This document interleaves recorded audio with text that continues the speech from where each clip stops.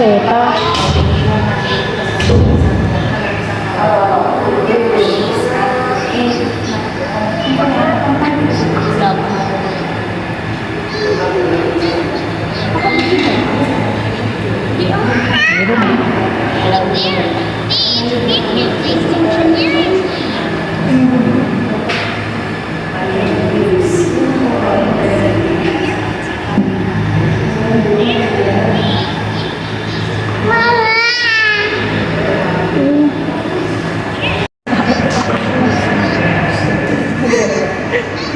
Ay mo daw si Daddy.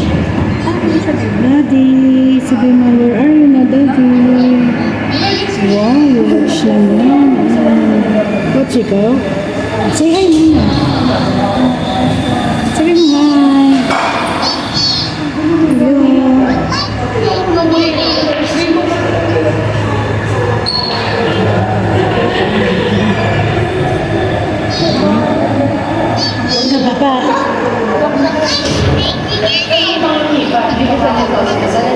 Sige, kukunin ka dyan ng doktor. Kukunin ka ng doktor dyan.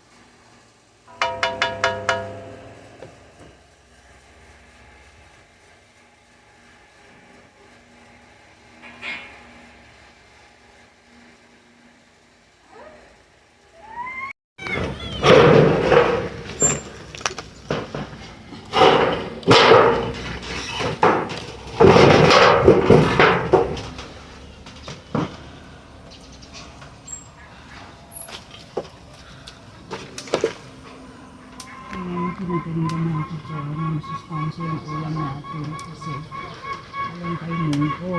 Tapos itong isda.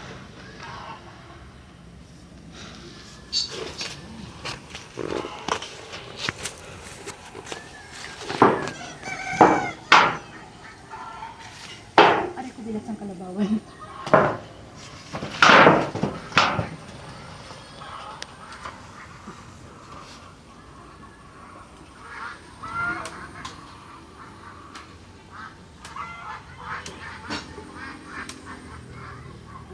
Pato, mainit.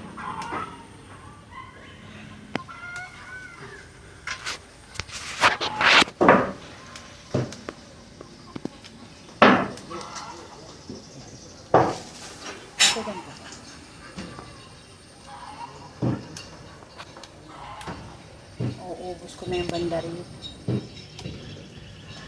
So, kaya naman ko dyan. Let's, ano na, himay-himay.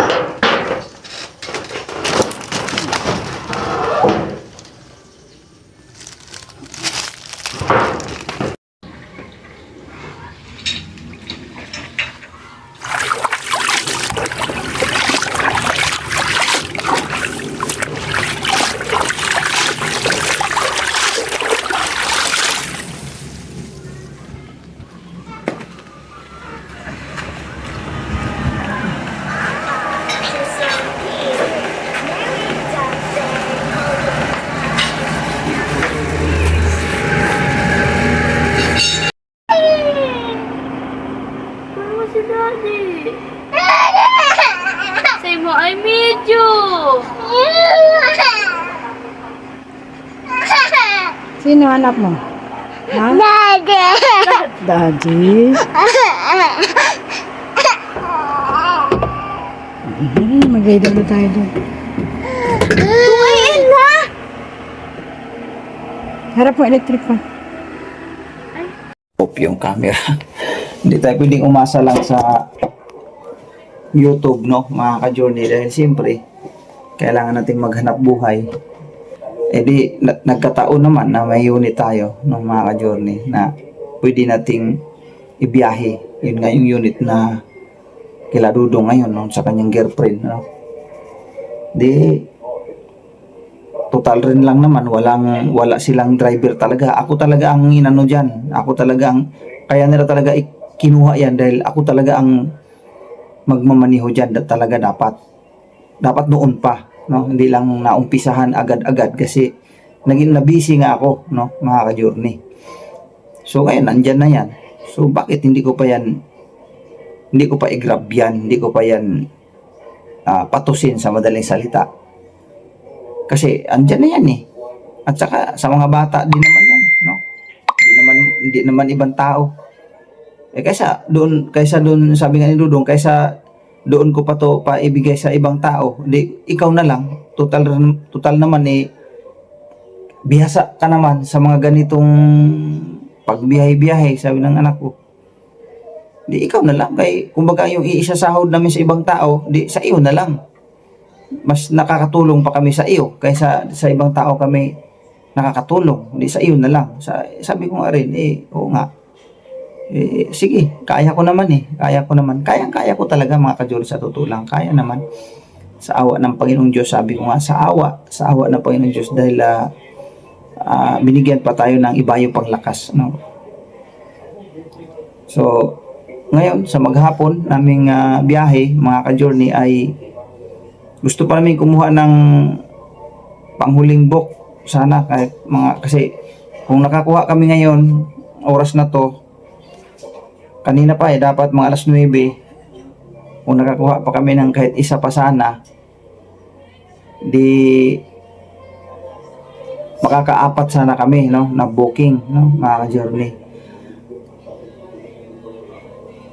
Walang nakapanibago. 3 lang ang namin. Pero okay na yun mga ka-journey dahil umaga na rin kasi kami nakaalis. Alas 9 na kami umalis dyan sa bahay na doon sa kila ni Dudong.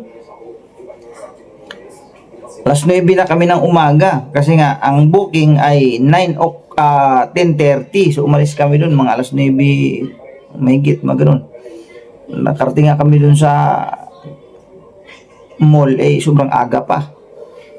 Kumbaga hindi na kami pumick up ng iba, doon na lang kami tumumbo kasi malapit na kasi dito. Meron sanang biyahe sana kanina, Commonwealth muna, tama, Commonwealth, tapos ang biyahe ay Fairview. Tapos sabi ni Madam A at saka si Dudong na ano pa kunin natin. Tingnan namin yung oras na mga 9:30 yun 9:30 tapos 10:30 ang pick up dito sa Kaimol. Sabi ko parang hindi kakayanin kasi Commonwealth pa tayo pupunta. Pag reverse natin masyadong alanganin. Pero kung kinuha pala talaga namin yun, hindi rin makarga lahat mga ka-journey kasi ang target sana namin ay magpagdalawahin, no? Dalawang trip sana. Mga dalawang customer na kaagad. Eh doon pa lang sa mall dito sa may sa Barte Mall ay puno na yung L3, no? So, isang customer lang talaga, wala nang pwedeng isabay. So, yun, nakakapanibago sa ganong trabaho sa ngayon, naninibago ako yung mga apps na bagay. Sa apps naman, hindi na ako nag-asikaso para hindi na masyado akong nahihirapan pa. Sila na ang nag-asikaso. Kasi kasama silang dalawa eh. O, ito, mayroon dito pa. O, ganito. Sabi ko, mukhang malayo naman yan. O, pagpunta pa lang, sobrang layo na, ubos na gas mo. O, kasi mayroong Laguna to Pampanga, parang ganun. Mayroon namang Pampanga to Laguna. Isipin mo, pupunta ka ng Laguna, wala kang laman kasi pipick up ka lang doon. Dapat sana, kung mayroong mabook na mula Caloocan to Laguna, to Pampanga, tapos Pampanga to Laguna, pwede yun, sana. Ganun, ay wala naman, naghintay tayo. So, hintay tayo. Kung mayroong magpapabook dito ngayon ng to Pampanga, kuhanin natin para i-accept natin yung isa para agad-agad pagdating doon, mayroon na agad booking. Panibago ulit, pabalik naman dito. Pass out naman. Kaya lang, walang nakuha. So, nagpaikot-ikot kami dito sa parting Bulacan pa din. San Jose del Monte, Bulacan at saka to Quezon City at saka Caloocan. Yun lang, doon lang kami nagpaikot-ikot hanggang inabot kami ng gabi. Ganun pala yun. Doon ko napag-aralan eh. Sabi ko, saan daw kukuha? Merong iba. Ay, doon, Marikina kukuha. Tapos ibiyahe siya ng Batangas. Marikina tayo pupunta. Tapos wala tayong laman. Diba? Diba yung ganun ba? Diba? Punta ka sa Marikina, wala kang laman kasi doon ka kukuha ng pangarga. Tapos ibabiyahe mo siya ng Batangas. Tapos ang bigay, sobrang baba lang. Eh, yung tollgate pa. Eh, kung hindi ka mag-tollgate, abutin ka ng hapon.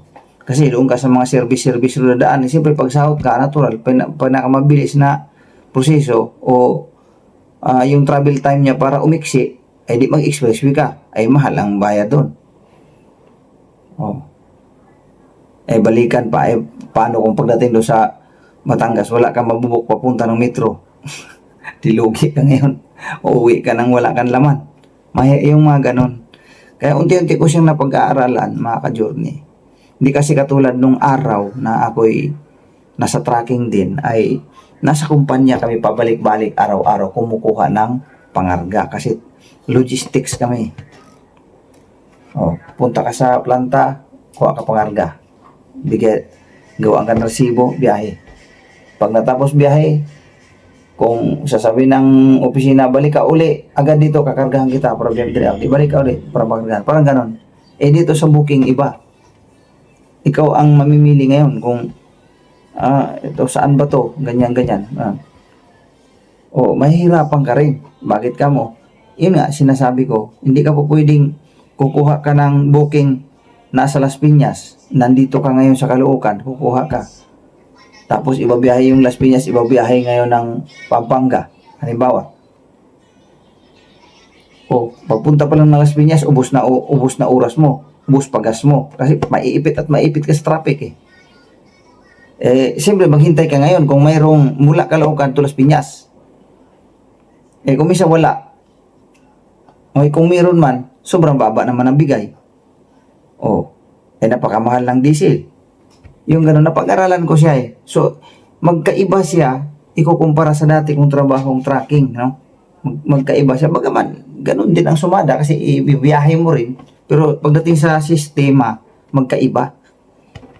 Sa tracking, sa logistics, hindi ka mo problema na yung pangarga kasi ando na talaga, paulit-ulit lang ang ikakarga mo paulit-ulit lang eh. Magkakaiba lang yung customer, pero ang pangarga mo, ulit-ulit lang. Siyempre, ang halimbawa, yung katulad sa dati sa mga diapers, no?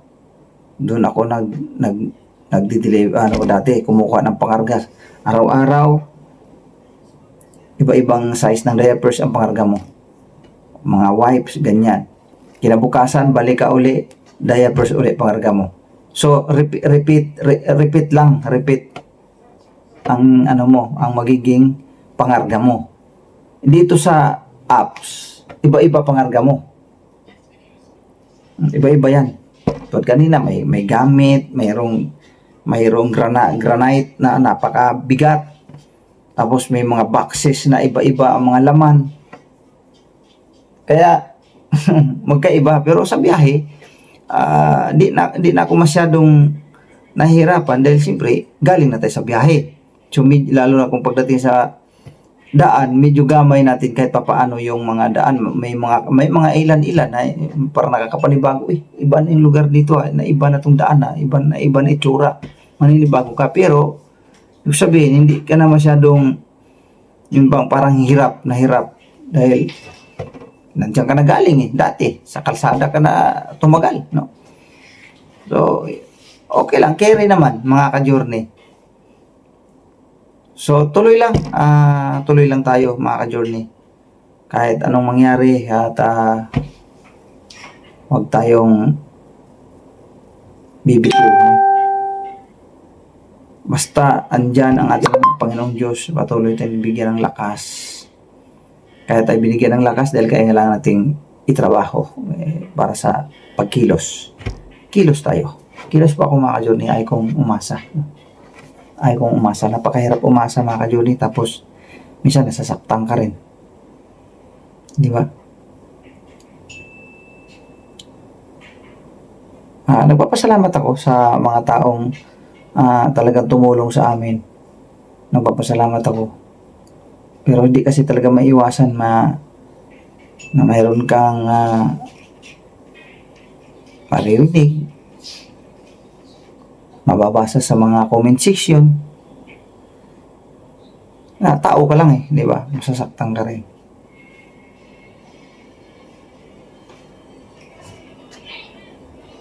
Na tila baga parang umaasa na lang daw kami. Ang hirap talaga, no? Ang hirap, mga ka-journey, kapag natulungan ka ng isang tao. Tapos, yan, makakarinig ka ng medyo nakakasakit sa damdamin. Di, sabi ko sa sarili ko, okay lang. Nakatulong naman din Nakatulong naman sila.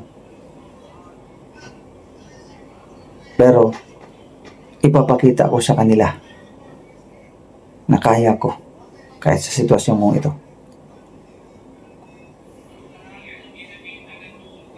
Kaya kung magkano lang kikitain ko sa pagmamaneho ko ngayon, kung kikita ako ng malaki, salamat. Kung kunti lang din, salamat. At least, ipinakita ko sa sarili ko na hindi ako umaasa sa iba. Salamat ako sa mga tao na nakatulong talaga ng napakalaki sa akin. Yung bahay lang ngayon katulong talaga ng malaki sa akin yun kasi hindi na ako nangungupahan. Wala na akong inintinding upa. Kaya maraming salamat kay Tita Charmaine. At siyempre, salamat higit sa lahat sa Panginoong Diyos kasi ginamit siyang kasangkapan para makaalpas kami sa pangungupahan. Kaya salamat. Salamat, Tita Charmaine. So ngayon, ito yun, trabaho ko ngayon. Balik biyahe na ako. Kaya hanggat may lakas ako, magtatrabaho ako.